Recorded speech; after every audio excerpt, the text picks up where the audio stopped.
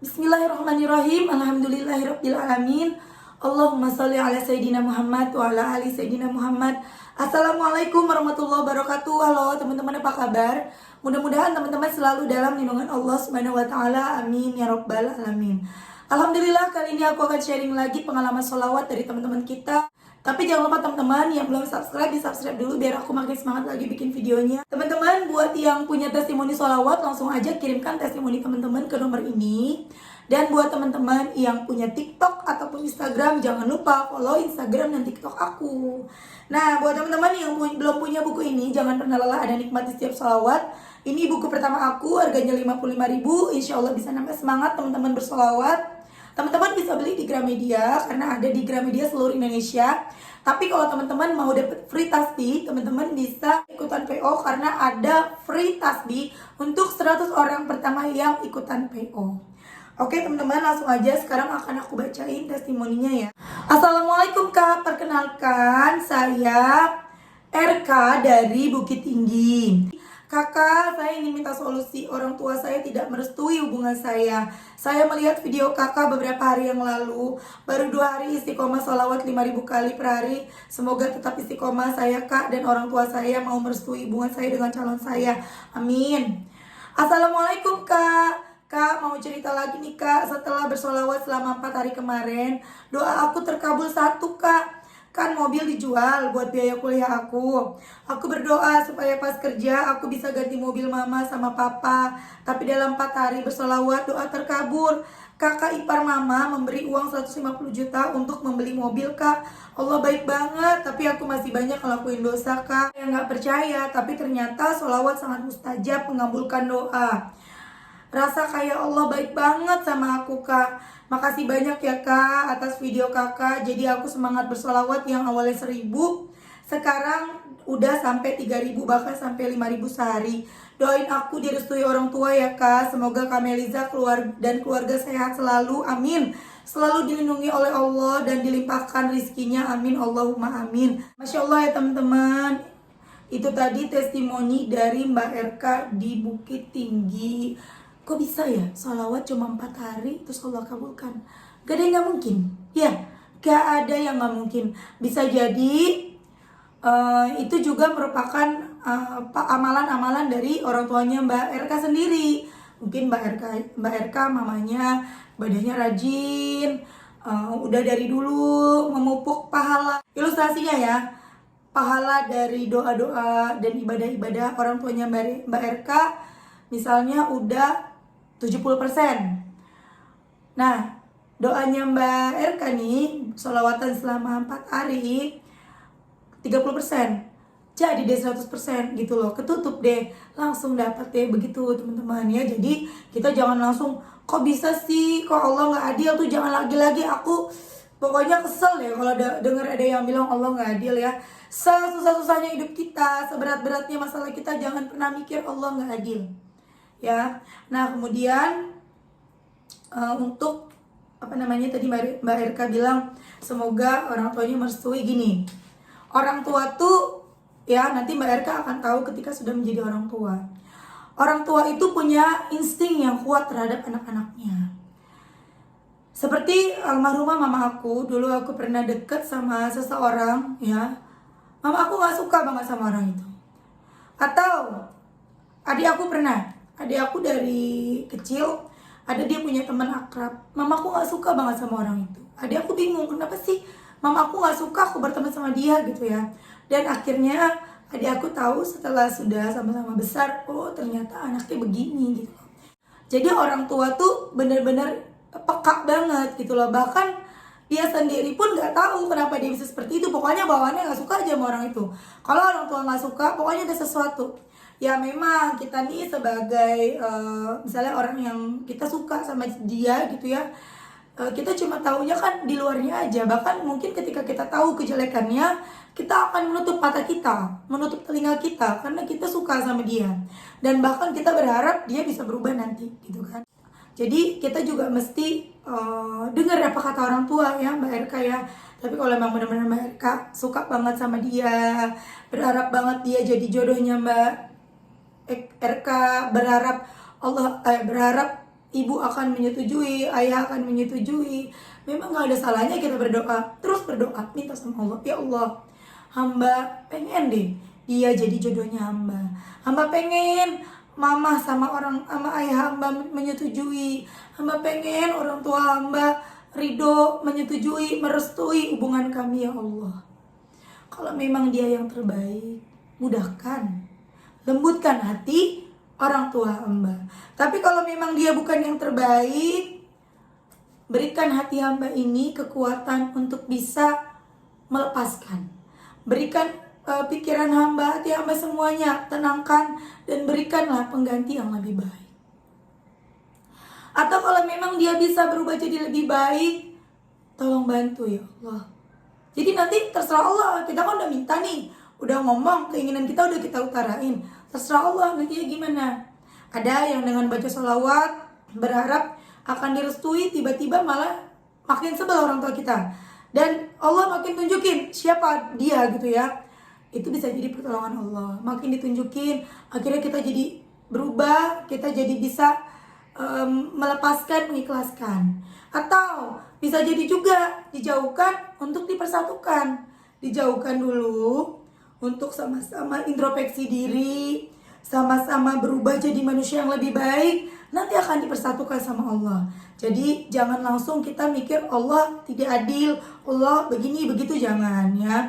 Atau bisa jadi juga tiba-tiba orang tua ini yang paling disenengin ya, yang seperti ini ya.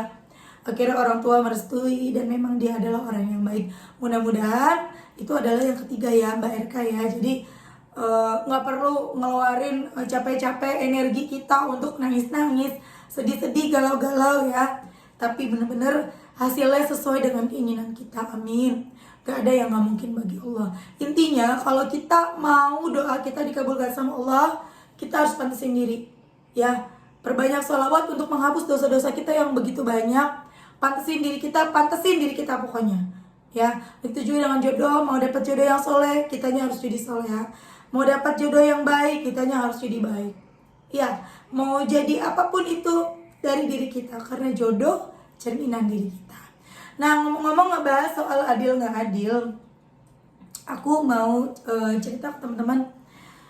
Kemarin ada yang chat aku ya, mohon maaf ya Mbak kalau misalnya aku cerita, aku nggak sebut namanya, aku juga lupa namanya. Dan aku nggak sebut namanya juga, aku lupa namanya siapa juga ya. Jadi gini, Mbaknya bilang sama aku, Mbak mudah-mudahan ini jadi motivasi ya, bukannya aku jahat ya. Mbaknya tuh kemarin curhat, Mbak, aku ngerasa Allah tuh gak adil banget sih sama aku. Orang tua aku selalu mau menang sendiri. Bahkan aku sudah menikah pun orang tua maunya menang sendiri. Dan nenek aku juga punya penyakit gangguan jiwa. Mama aku sering ke paranormal. Dan kata paranormalnya nenek aku itu kena gangguan jiwa. Gangguan jiwanya itu penyakit turunan. Aku takut Mbak nanti aku jadi seperti itu, jadi kena penyakit turunan. Apa aku bisa seperti itu Mbak gitu ya. Nah di situ aku jawab ke Mbaknya, untuk urusan yang apakah aku nanti bisa punya gangguan jiwa Mbak gitu ya. Bisa, tapi bukan karena turunan. Karena selalu dipikirin. Jangan suka mikirin sesuatu yang belum terjadi. Sekarang kan masih muda ya, udah mikirin nanti kalau tua aku bisa kena gangguan jiwa. Kan itu belum terjadi. Kalau umur kita sampai tua, kita juga gak tahu umur kita berapa. Daripada kita sibuk mikirin masa depan yang kita belum tahu, mendingan kita fokus sama masa sekarang nih. Perbaiki diri atas kesalahan kita di masa lalu. Perbaiki diri kita supaya apa? Supaya masa depan kita baik. Apa yang kita tanam saat ini, itulah apa yang nanti akan kita tuai nanti. Kalau mikir, nanti aku bakalan kena gangguan jiwa nih, aku nanti bakal, ya beneran iya nanti teman-teman. Itu loh Mbak ya. Terus masalah orang tua, tadi Mbaknya juga bilang aku dari kecil selalu diperlakukan kasar. Dan kemarin aku jawab gini, Mbak ya, aku juga dulu kecilnya sering dimarahin, kenyang kok dimarahin. Sampai aku udah waktu itu udah kuliah pun aku masih dicubit sama mama aku, masih dimarahin. Tapi kalau udah kuliah sih paling dipakai mulut aja ya. Tapi itu demi kebaikan. Bahkan itu aku syukuri. Kalau dulu mama aku gak keras sama aku, mungkin aku tidak menjadi seperti ini. Jadi mbaknya bilang sama aku dendam sama orang tua aku karena aku dari kecil diperlakukan kasar. Namanya orang tua zaman dulu, bukan aku membela perlakuan kasar, enggak ya. Teman-teman pasti banyak lah yang seperti yang aku alami juga. Ya, yang apalagi yang seumuran aku. Orang tua zaman dulu tuh beda sama orang tua sekarang ya. Orang tua seumuran kita ya. Karena zaman dulu itu belum ada edukasi. Cara mendidik anak bagaimana? Zaman dulu tuh masih didikan-didikan yang keras, yang pakai pukulan, yang pakai teriakan, yang pakai kalimat-kalimat kasar. Karena belum ada edukasi juga kan. Nggak kayak zaman sekarang kita bisa nonton dokter Siti Aisyah ya, Aisyah atau Aisyah gitu ya. Atau kita nonton Kak Seto, cara mendidik anak bagaimana. Seperti itu kan teman-teman. Belum ada zaman dulu. Jadi kita dididik ya seperti itu. Apalagi di mana-mana kan rata-rata ibu-ibu tuh lebih galak daripada bapak-bapak. Ya namanya ibu-ibu pusing, mikirin apalagi yang ekonominya pas-pasan, mikirin pembayaran, mikirin untuk makan. Belum lagi ngurusin anak, udah capek. Apalagi ya zaman dulu tuh orang tua anaknya banyak-banyak, udah capek. Jadi anak ngelakuin kesalahan dikit, nakal dikit, kena deh. Ya kita nih, apalagi kita udah jadi orang tua, jangan pernah kita tuh dendam deh sama orang tua atas perlakuan orang tua kita dulu. Kita udah dilahirkan, dibesarkan sampai sebesar ini, kita udah alhamdulillah loh teman-teman. Kita nggak pernah tahu kan pengorbanan mereka dulu seperti apa buat kita. Kita nggak pernah tahu kan. Gimana kita biar tahu? Ya lihat sekarang pengorbanan kita ke anak kita. Yang udah punya anak pasti tahu. Kita berkorban untuk anak kita begadang, kita nyusuin, kita mengandung, melahirkan. Itu juga dirasakan oleh mama kita dulu. Ya, jadi kita jangan ngingetnya tuh jelek-jeleknya aja. Dulu kita masih kecil, kita belum, mungkin kita udah lupa ketika mama kita lapar, bela-belain gak makan demi kita yang makan. Mungkin kita lupa. Biar bagaimanapun, seburuk-buruk apapun perlakuan orang tua, mereka tetap orang tua kita. Teman-teman, gak berkah loh hidup kita kalau kita sama orang tuanya gak baik. Oke teman-teman, terima kasih. Mudah-mudahan bermanfaat dan jadi motivasi buat teman-teman. Kita doakan semoga Mbak RK segera direstui ya Mbak RK ya. Semoga semuanya baik-baik aja dan segera menikah. Dan buat Mbak yang tadi, semoga Allah kuatkan hatinya, perbaiki ibadah. Aku bilang sama Mbaknya kemarin, solusinya adanya cuma 2. Jadi yang pertama solusinya adalah benerin sholat, ya kuatin iman. Yang kedua solusinya adalah perbanyak sholawat. Insya Allah kalau iman kita kuat, makanya perbanyak sholawat, benerin sholat. Iman kita kuat nih. Iman yang kuat tuh maksudnya yakin gitu sama Allah, yakin sama Allah. Apa-apa Allah. Benar-benar ke Allah terus.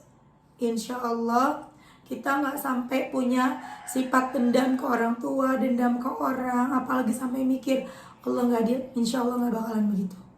Ya, buat teman-teman perbanyak sholawat, benerin sholat. Insya Allah kalau orang udah sholat terhindar dari sifat-sifat yang buruk, dari perbuatan-perbuatan yang buruk. Ya teman-teman ya, terus bersolawat supaya dosa-dosa kita terhapus. Terus kita sholat terus supaya kita terhindar dari perbuatan yang buruk, perbuatan maksiat, perbuatan yang buat kita menjadi berdosa gitu loh. Oke teman-teman, terima kasih. Assalamualaikum warahmatullahi wabarakatuh.